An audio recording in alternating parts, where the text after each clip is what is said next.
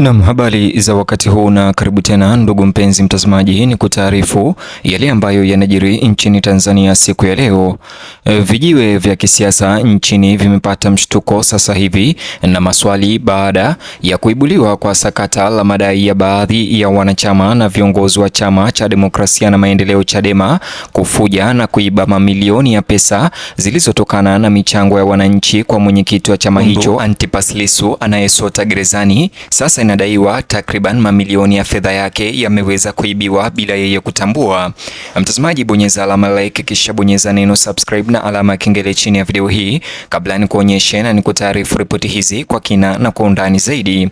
Duru za kisiasa nchini Tanzania zimetikiswa na mabishano mapya baada ya kuibuka madai kuwa sehemu kubwa ya michango ya umma inayokusudiwa kumsaidia Tundu Antipas Lissu akiwa gerezani ilifujwa au kuibiwa na kuporwa na watu wanaohusishwa na kampeni ya uchangishaji fedha ambao baadhi wanadaiwa kuwa ni viongozi na wanachama wa chama hicho cha Chadema. Madai hayo yamezua mjadala mkubwa, hasira na mashaka ndani na nje ya chama cha upinzani. Wafuasi wengi waliochangia pesa zao walizochuma kwa bidii na jasho sasa wanahisi kusalitiwa na kuchanganyikiwa na chama hicho cha upinzani. Suala hilo kwa haraka limekuwa mada ya kitaifa leo na kuibua maswali mazito kuhusu uwajibikaji katika uchangishaji fedha za kisiasa kwa Tundu Lissu. Waangalizi wa mambo wanasema kashfa hiyo inatishia kuharibu imani ya umma kwa vuguvugu la upinzani na chama kizima Chadema. Pia imeimarisha uchunguzi wa jinsi michango imekusanywa na kusimamiwa na jinsi mamilioni hayo ya Tundu Lissu yalivyoporwa.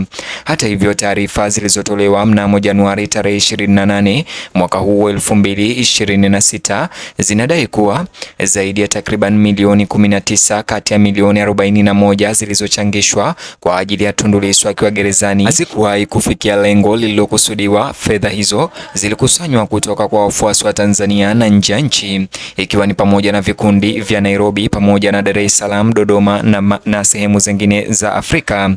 Kampeni hiyo ilizunduliwa ili kumsaidia Tundu Lissu ambaye amekuwa kizuizini kwa zaidi ya siku 280. Wafuasi waliamini kuwa pesa hizo zingesaidia kugharamia mahitaji ya kisheria, ustawi na vifaa na kumsaidia kushinda kesi.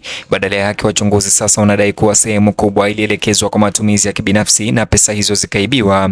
Ufichuzi huu umezua hasira miongoni mwa wafadhili na wanaharakati pamoja na waliochangisha. Hata hivyo, hafla hiyo ya kuchangisha fedha iliandaliwa na kundi la makada wa chama hicho mitandaoni waliojionyesha kuwa waratibu wa kutegemewa, na baadaye pesa hizo zikaibiwa. Waliomba hisia za umma wakielezea hali ngumu ya Tundu Lissu na vita vya kisheria vinavyomkabili. Maelfu waliitikia kwa ukarimu, wa Kenya, wa Tanzania na sehemu zingine za Afrika wakichangia kupitia vituo mbalimbali. Kampeni hiyo ilipata umaarufu haraka kwenye mitandao ya kijamii na kwenye mikusanyiko ya kisiasa. Wengi waliona juhudi hizo kama ishara ya mshikamano na kiongozi aliyewekwa kizuizini wa upinzani. Madai hayo ya ghafla leo sasa yameweka kivuli kwa kile kilichokuwa kikionekana kuwa ni mpango mzuri. Jeshi la polisi mkoani Arusha limethibitisha kukamatwa kwa Frederick Mbwambo ambaye ni mwanachama wa chama hicho cha upinzani anayedaiwa pia kuiba sehemu ya fedha ya mamilioni ya Tundu Lissu zilizochangwa. Mamlaka ilisema anazuiliwa huku uchunguzi ukiendelea kuhusu suala hilo. Maafisa wanafanya kazi kubaini ikiwa alifanya kazi peke yake ya kuiba au kama sehemu ya mtandao mpana zaidi. Uchambuzi wa kitaalamu wa rekodi za miamala unaendelea ili kufuatilia mtiririko wa pesa. Wachunguzi wanaamini kuwa huenda watu zaidi walihusika katika kuratibu matumizi mabaya hayo. Kesi hiyo imekuwa mtihani mkubwa wa uwezo wa watekelezaji sheria kushughulikia uhalifu nyeti wa kisiasa. Kampeni hiyo iliyozunduliwa Disemba tarehe 30 mwaka uliopita wa 2025 ilitajwa kuwa ni harakati ya mshikamano wa mwisho wa mwaka kwa Tundu Lissu. Ilibeba ujumbe wa matumaini na kutia moyo kwa kiongozi anayekabiliwa na changamoto za kisheria gerezani. Ndani ya siku tatu tu, waandalizi walitangaza kuwa wamefika lengo lao la takriban shilingi milioni 26. Kasi ya uchangishaji fedha ilisifiwa kuwa ya kihistoria na wafuasi ambayo haijawahi tokea. Wengi waliona ni ushahidi wa umaarufu wa Tundu Lissu na umoja wa wafuasi wake. Mafanikio ya gari hilo ama mchango huo yalifanya madai sasa kuwa ya kushangaza zaidi. Hata hivyo, waandaji walikuwa wamedai fedha hizo zitatumika kuboresha ustawi wa Lissu na kutoa msaada wa kimaadili. Walitaja kutengwa kwake, shinikizo la kisheria na madai ya ukosefu wa huduma za kimsingi.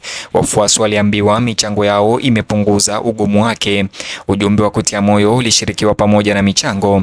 Kampeni hiyo pia awali ililenga kuhamasisha vijana, hasa wafuasi wa Gen Z, ili kuuza wazo kwamba hatua ya pamoja inaweza kuleta mabadiliko nchini. Ukusanyaji wa fedha hizo ambazo sasa zimeibiwa haraka wa fedha ulitafsiriwa kuwa ni ishara ya huruma kubwa ya umma kwa Tundu Lissu, lakini sasa imeambulia patupu. Wachambuzi wa masuala ya kisiasa wamebainisha kuwa kampeni chache zimeongeza kiasi hicho kwa muda mfupi. Msukumo huo ukawa ishara ya upinzani awali na umoja kati ya wafuasi wa upinzani ambao wanamhurumia Tundu Lissu kwa kumchangia mamilioni. Wengi waliamini hii ilionyesha ushawishi unaokuwa wa vijana katika siasa. Wasilojua ni kwamba pesa hizo zingeibiwa. Mafanikio ya kampeni hiyo yaliadhimishwa katika mitandao ya kijamii. Matumaini hayo sasa yamebadilishwa na mashaka na kufadhaika. Huku maelezo ya madai ya wizi yakiibuka leo, hasira zilienea miongoni mwa wafadhili. Wengi walihoji jinsi waandaaji wanaoaminika wangeweza kuwasaliti watu wale waliowadai kuwawakilisha. Hata hivyo, baadhi ya wafuasi walidai uwazi kamili na uwajibikaji wa haraka. Wengine walionyesha hofu kwamba juhudi za baadaye za kuchangisha pesa hazitaaminika tena ndani ya chama hicho. Kashfa hiyo imefichua udhaifu katika jinsi michango ya kisiasa inavyosimamiwa. Pia imeangazia hitaji la mifumo madhubuti ya uangalizi. Viongozi wa vyama sasa wanakabiliwa na shinikizo la kueleza jinsi kiasi kikubwa kama hicho cha mamilioni kinaweza kutoweka au kuibiwa ambacho kilikuwa cha Tundu Lissu. Wakosoaji wanasema kwa udhibiti wa ndani ulikuwa dhaifu au ulipuuzwa. Leo simu zimepigwa kwa ukaguzi huru wa shughuli zote za uchangishaji fedha. Wafuasi wanataka rekodi wazi za nani alishughulikia pesa ama mamilioni hayo na jinsi zilivyotumika. Hali hiyo imezua mvutano wa ndani ya chama. Baadhi ya wanachama wanahofia kwamba mzozo huo unaweza kudhoofisha msimamo wao wa kisiasa. Polisi wamesisitiza kuwa hakuna aliye juu ya sheria katika uchunguzi huu. Wameahidi kufuata miongozo yote bila kujali misimamo ya kisiasa. Maafisa wanasema wamejitolea kurejesha pesa zilizoibiwa ikiwezekana. Kesi hiyo inatarajiwa kufikishwa mahakamani mara baada ya upelelezi kukamilika. Wataalamu wa sheria wanasema matokeo hayo yanaweza kuweka historia muhimu Tanzania. Inaweza kuathiri vile jinsi ufadhili wa kisiasa wa siku zijazo unavyodhibitiwa. Wakati huo wafuasi wa Tundu Lissu bado wamegawanyika kati ya hasira na tamaa. Wengine bado wanatumai ukweli utadhihirika na haki itapatikana. Wengine wana wasiwasi kwamba uharibifu wa taswira ya chama tayari unaweza kudumu kwa muda mrefu na kuliharibia jina upinzani. Mashirika ya kiraia yamejiunga na mazungumzo hayo yakihimiza kuwepo kwa uwazi zaidi katika ufadhili wa kisiasa. Wanasema kwa imani ya umma sasa inategemea usimamizi wazi wa uaminifu wa rasilimali. Bila uwajibikaji, wanaonya wananchi wanaweza kupoteza imani na harakati za kisiasa. Madai hayo pia yamezua mijadala kuhusu ulinzi wa wafadhili. Watu wanataka uhakikisho kwamba michango yao haitatumika vibaya. Kesi hii sasa inaweza kuwasukuma wabunge kuzingatia kanuni kali zaidi. Kwa sasa mkazo unabaki kwenye uchunguzi unaoendelea. Polisi wanaendelea kukusanya ushahidi na kuwahoji waliohusika. Kukamatwa zaidi pia kunaweza kufuata ikiwa viungo vipya vitafichuliwa. Umma unatazama kwa karibu ili kupata sasisho.